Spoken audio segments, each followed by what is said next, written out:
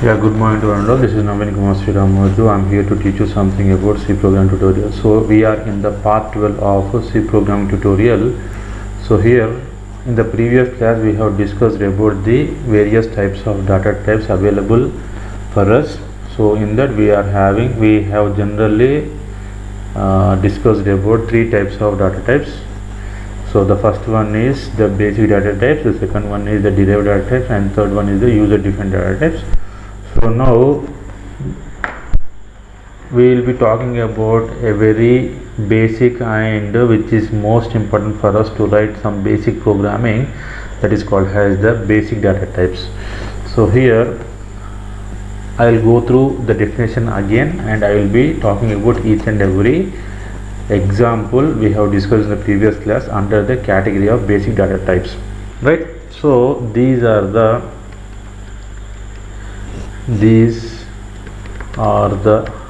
data types which are already defined in C language, right? So these are the data which are already defined in C language. So this is the very basic definition of the first classification of data types called as basic data types. So if at all we take examples are like this. The first one is character, the second one is int, the third one is float, the fourth one is double. So what we will do is we will be talking about the characteristics of each and every basic data type in detail. So in that case we have to talk about the first type called as the character data type, right? So the first point here in this character data type is this data type allocates 1 byte of memory,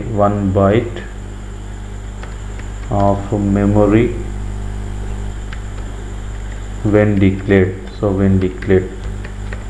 So that means we can use character data type to make an allotment of only 1 byte of memory at a time. This is the point number 1 to be noted. Point number 2 is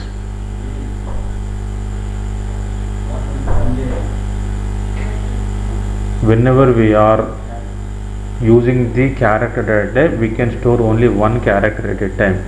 So we can store only one character at a time. So this is the point number 2 to be noted. So first point is whenever we are using the character data type, it can allocate only 1 byte of memory when we declare one variable of character type. The second one is a character variable can store only one character at a time. This is the second point to be noted. The third point is character variables are declared using a keyword char. So this is the first keyword we have. If at all you see the list of keywords, this is one of the keywords we have listed out in the earlier classes. So here this is the way how we are using the keywords. So here char is a keyword, and using this char keyword we are declaring character variables, right? So if at all you want to declare more than one variable of character type, so we can use a comma to separate them. So a comma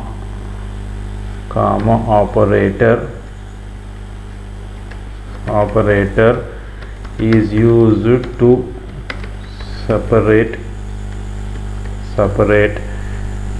two character variables.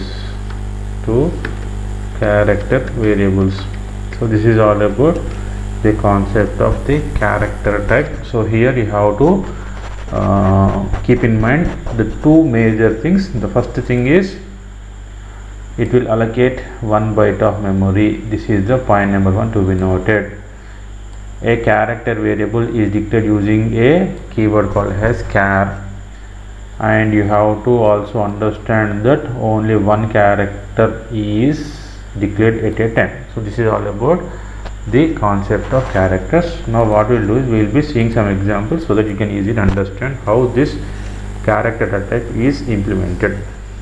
Example, char. So whenever you are declaring some variables of the specific type, you have to use the keyword char, right?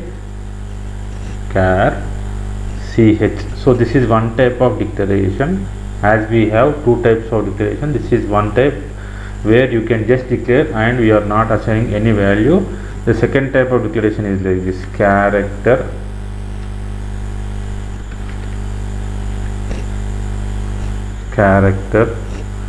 ch is equal to a. So this is how you have to declare some variables. So this is the first type of basic data type called as character. Now what we will do is we will be talking about the second type of data type called as integer data type, int.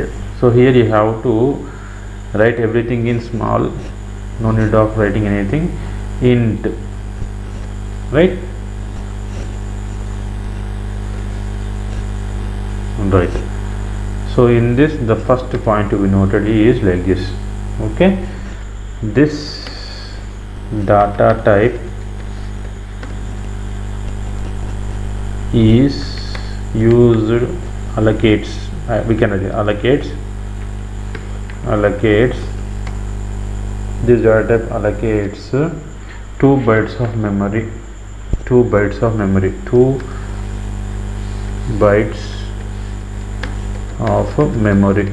So this is the point number 1 to be noted.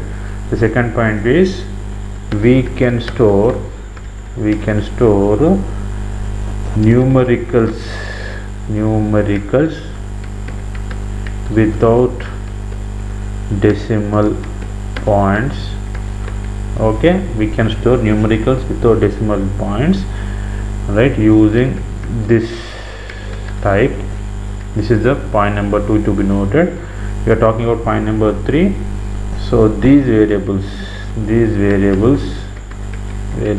are declared using a keyword int. So this is the third point to be noted, and fourth one is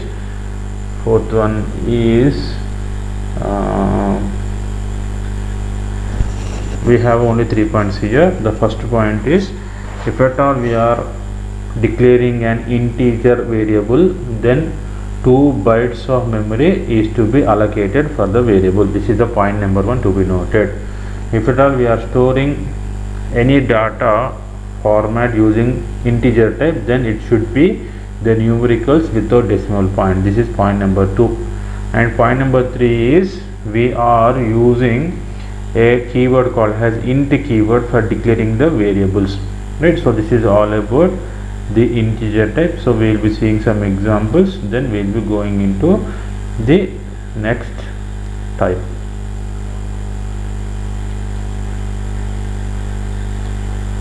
Right, example is like this. Example is int a is this is one type of declaration of variables. The second type declaration is like this, int a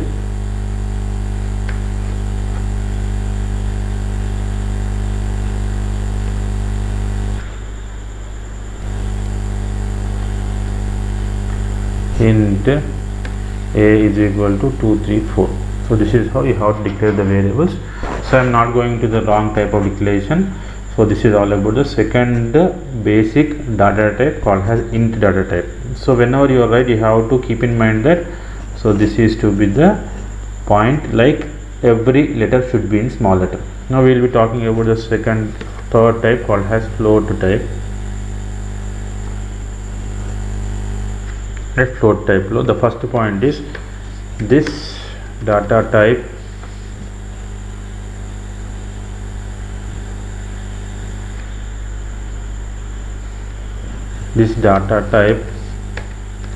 allocates 4 bytes of memory, 4 bytes of memory This is the point number 1 to be noted. So we can store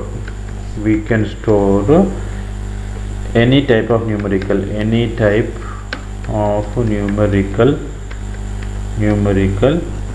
using this type. This is the point number 2 to be noted. We will be talking about point number 3. These variables are stored or declared using a keyword, right, float.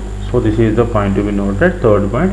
And the fourth point, which is not included in the above two types, is the fourth point here, that floating point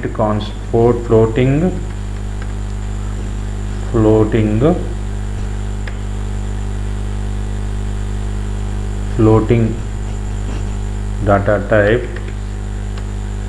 floating point data type is also named as single precision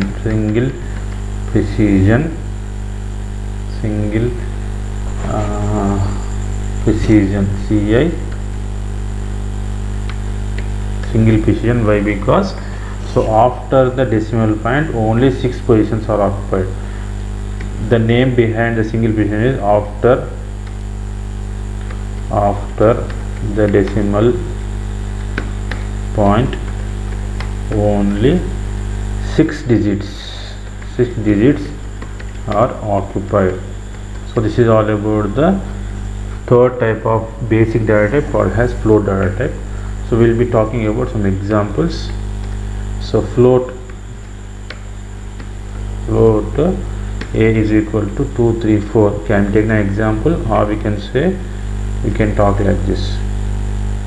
Float A is equal to 234.6. So this is all about the concept of the third basic data type called as float. Now we will be talking about the last one and the fourth one, and we'll end the class. So double data type. So here you have to understand that if at all we are using this data type, okay, this data type allocated 8 bytes of memory. This is the point number 1 to be noted. The second point is that we can store any type of data, numerical data, okay, using this type. This is the point number 2 to be noted. Alright, point number 3 is these variables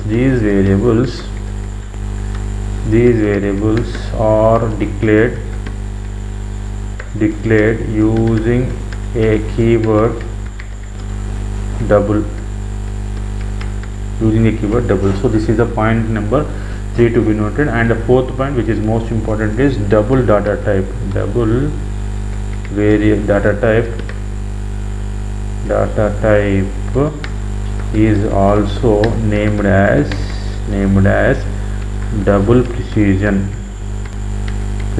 Why? Because after the decimal point it will occupy, after the decimal point it will occupy almost 14 or 15 or 16 spaces based on the compiler we are using. So this is all about the double data type. Examples are like this. Double, right? A is equal to 2, 3, 4, or we can call it as double